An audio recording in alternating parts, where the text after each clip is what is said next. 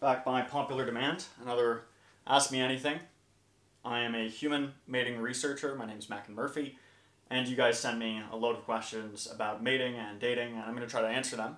But first, I need to beat the allegations. There were many comments on the last video, or certainly the last TikToks and Reels that came with it, that my watch is too tight.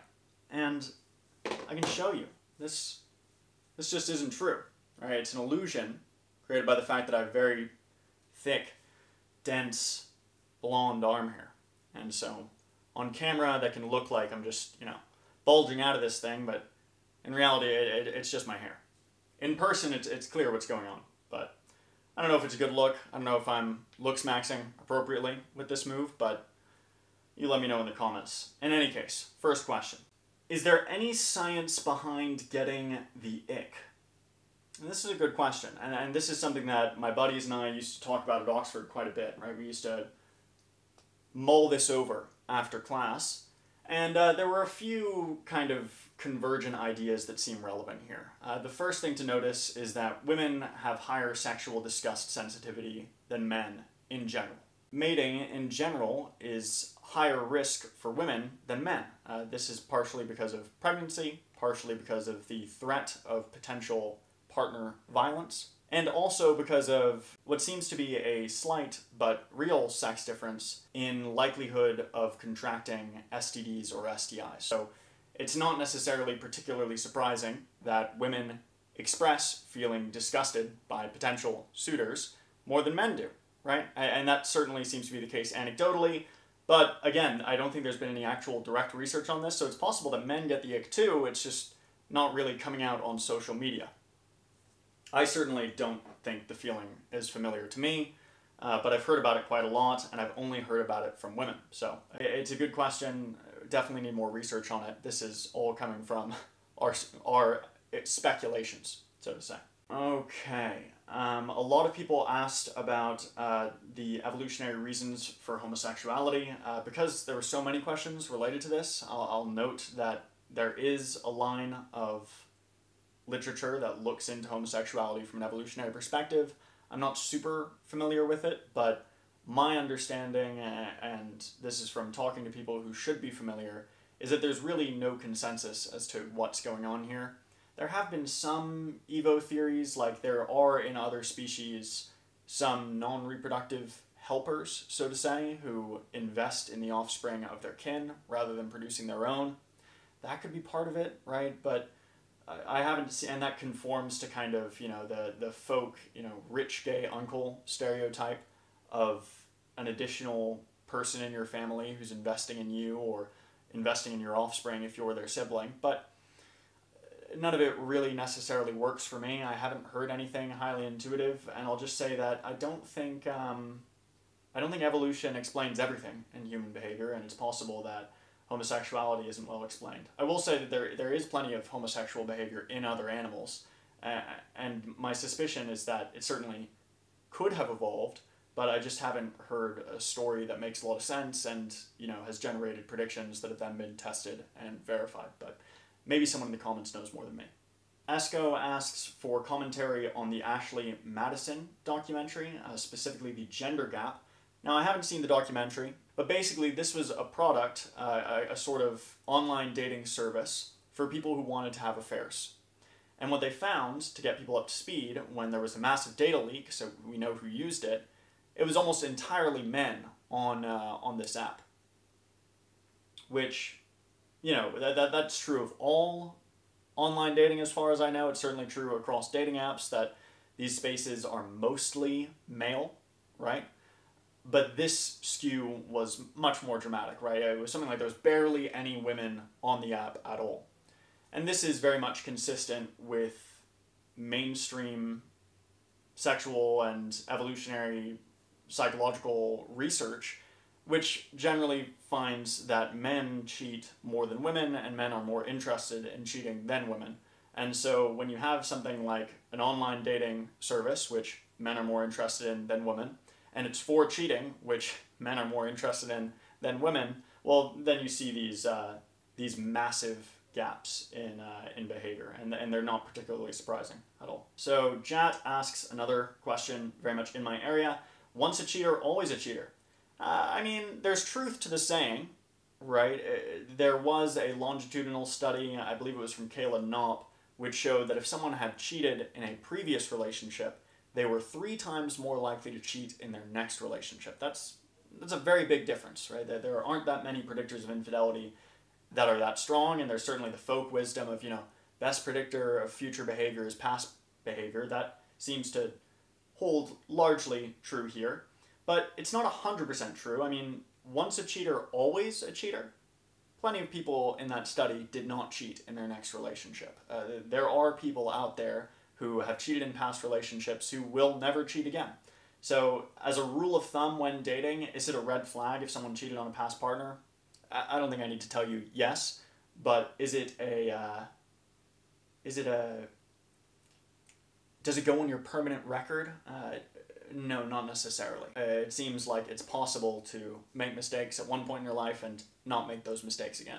And further, infidelity doesn't happen in a vacuum. It could be that there were some individual factors in that individual relationship that led the person to make that decision. And if those factors aren't present in a future relationship, then they won't cheat in that one. But it's a good question, and I understand.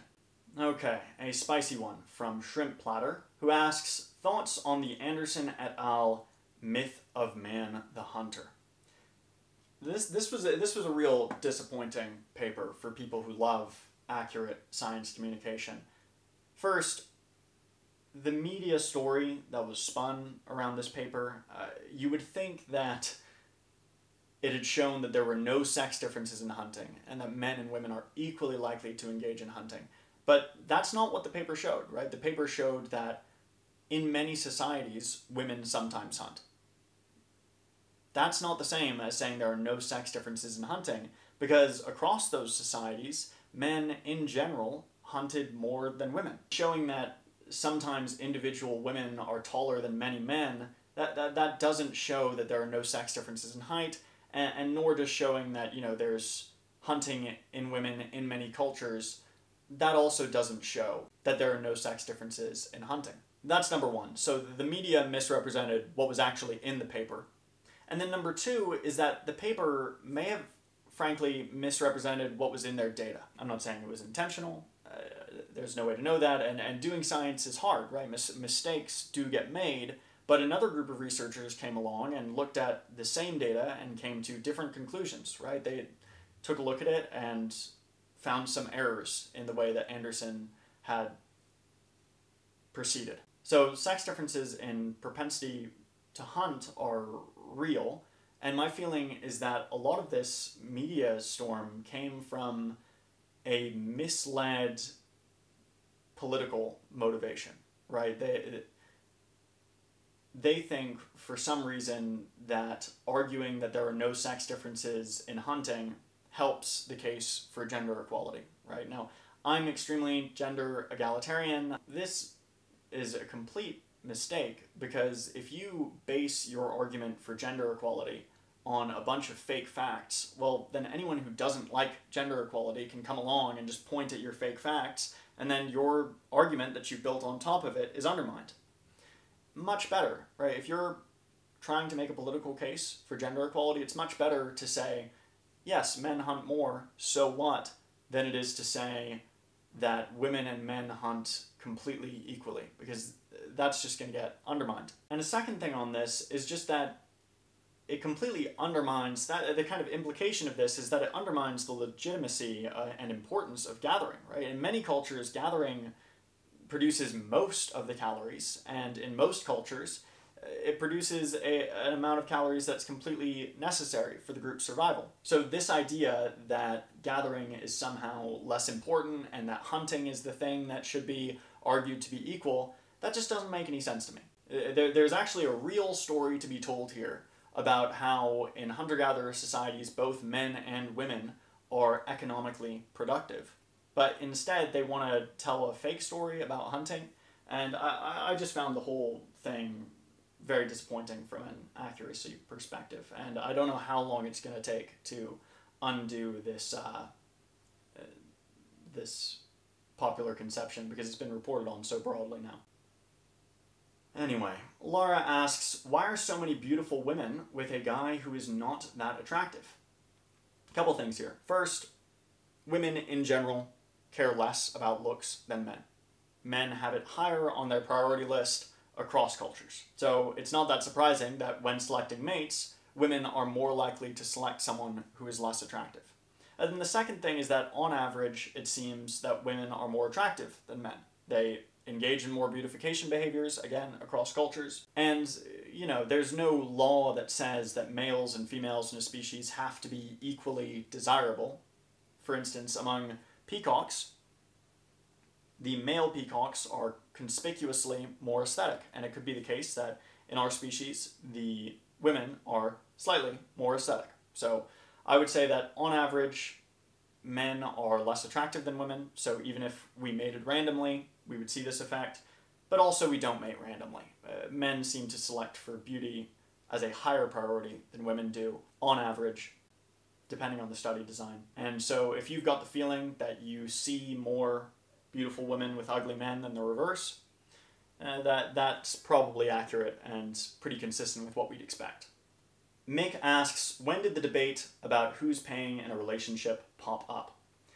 It's a good question. I'm not a historian. I'm not sure, but I assume when women started making their own money. We have these norms around mating that were constructed under economic norms that don't exist anymore.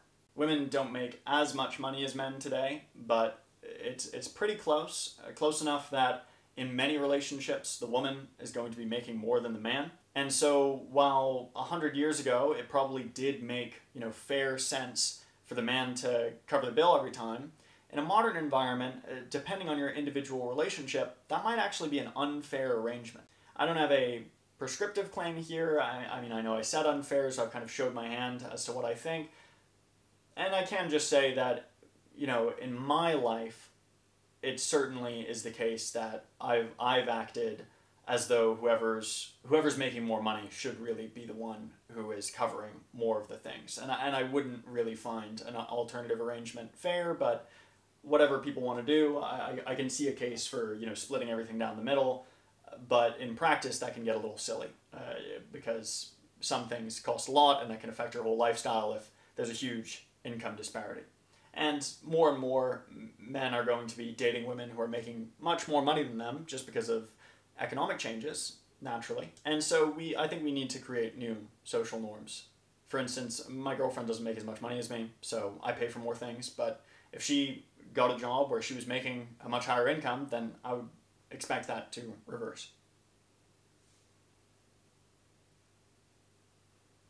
Let me see here, anything good? Abasi asks, can you explain the wet t-shirt theory and has it been replicated? I think he's talking about the sweaty t-shirt experiments. Wet t-shirt is an entirely different thing and it's not my area, so I think we'll leave it at that. Yeah, I think that was good. I think that was a good AMA. I think we covered enough. I'll get back to work. Thank you all for joining me. This was lots of fun. And be sure to send some questions on the Instagram broadcast channel, the Hominid Family, if you're interested in hearing a question answered by me.